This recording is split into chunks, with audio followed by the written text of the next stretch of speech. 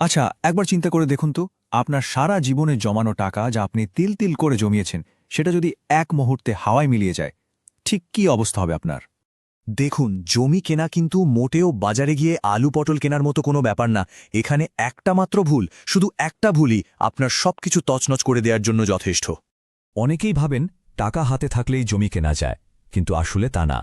এই ভুলের কারণেই কিন্তু মানুষ নিজের কষ্টার্জিত টাকাগুলো হাসিমুখে দালালের হাতে তুলে দেয়, আর বিনিময় পায় শুধু হয়রানি আর বছরের পর বছর ধরে চলা মামলা। চলুন এই পুরো বিষয়টা আমরা স্টেপ বাই স্টেপ ভেঙে দেখি, যাতে জমি কেনার এই কঠিন রাস্তায় আপনি কোনোভাবেই প্রতারণার শিকার না হন। আপনাদেরকে একটা গল্প বলি। আমাদের এই গল্পের চরিত্রের নাম জিদান। জিদান ঠিক আমাদের মতোই একজন সাধারণ মানুষ, যিনি নিজের ভবিষ্যতের জন্য এক টুকরো জমি কিনতে চেয়েছিলেন। জিদানের স্বপ্নটা খুব সাধারণ, তাই না? বিদেশে হাড়ভাঙা খাটুনির পর দেশে ফিরে এক টুকরো জমি কিনবে, বাড়ি করবে, সংসার পাতবে। আমাদের সবারই তো কমবেশি এমন একটা স্বপ্ন থাকে। কিন্তু এখানেই হলো সমস্যা। জিদান এক চালাক দালালের পাল্লায় পড়ে গেল, আর ওই দালালের মিষ্টি কথায় এমনভাবে মজে গেল যে প্রায় নিজের বিপদ নিজেই ডেকে আনছিল। চলুন আমরা প্রথম ফাঁদটা নিয়ে কথা বলি, আর দেখি কিভাবে একটা চকচকে নতুন দলিল দেখে জিদান প্রায় বোকা বনে যাচ্ছিল। জিদান যখন বিক্রেতার কাছে জমির দলিল দেখতে চাইল, তখন দালাল তাকে একদম নতুন ঝকঝকে একটা দলিল দেখাল। জিদান তো ভাবল, বাহ, সব তো ঠিকই আছে। কিন্তু এখানেই ৯৫% মানুষ প্রথম ভুলটা করে। মনে রাখবেন, চকচক করলেই কিন্তু সোনা হয় না। এই পর্যায়ে আপনাকে হতে হবে একজন গোয়েন্দার মতো।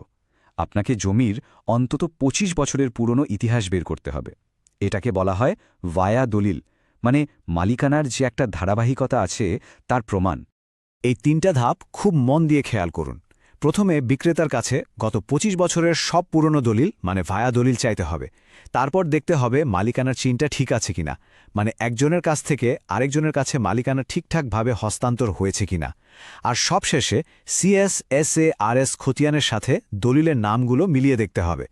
দালাল যদি বলে আগের দলিল দিয়ে কি হবে, ওই কথায় একদমই কান দেবেন না।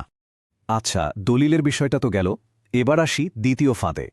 এমনও হতে পারে যে আপনার দলিল একদম ঠিকঠাক, কিন্তু সরকারি রেকর্ডে কোনো গড়বড় আছে। তখন কিন্তু ওই দলিলের কোনো দামই থাকবে না। শুধু দলিল থাকলেই কিন্তু আপনি জমির মালিক হয়ে যান না, আপনাকে সরকারি খাতায়ও মালিক হিসেবে নাম ওঠাতে হবে। এই পুরো প্রক্রিয়াটাকেই বলেন নামজারি বা মিউটেশন। যখন আপনার নামে নামজারি হবে, ঠিক তখনই সরকার আপনাকে জমির আসল মালিক হিসেবে মেনে নেবে। জমি কেনার আগে বিক্রেতাকে একটা প্রশ্ন অবশ্যই করবেন।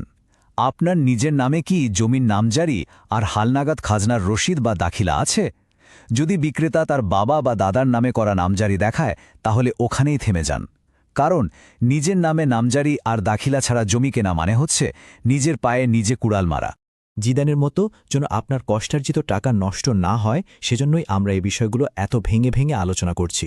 সামনে এমন আরও অনেক দরকারি তথ্য নিয়ে আসব, তাই আমাদের সাথে থাকতে কিন্তু ভুলবেন না। চলুন এবার কাগজপত্রের জগৎ থেকে একটু বাইরে আসি। এবার আমরা দেখব জমির বাস্তব অবস্থাটা কি। তৃতীয় ফাঁদটা হল, আপনাকে যা দেখানো হচ্ছে আর বাস্তবে আপনি যা পাচ্ছেন তার মধ্যে আকাশ পাতাল পার্থক্য। যেমনটা জিদানের সাথে হয়েছিল, দালাল তাকে একেবারে মেন রোডের উপর একটা জমি দেখিয়েছিল, কিন্তু যখন সার্ভেয়ার দিয়ে জমি মাপা হলো, তখন দেখা গেল তার আসল জমিটা আসলে পেছনের একটা ডোবার মধ্যে পড়েছে। বুঝতেই পারছেন ব্যাপারটা। বাংলাদেশে একটা কথা প্রচলিত আছে, দখল যার জমি তার।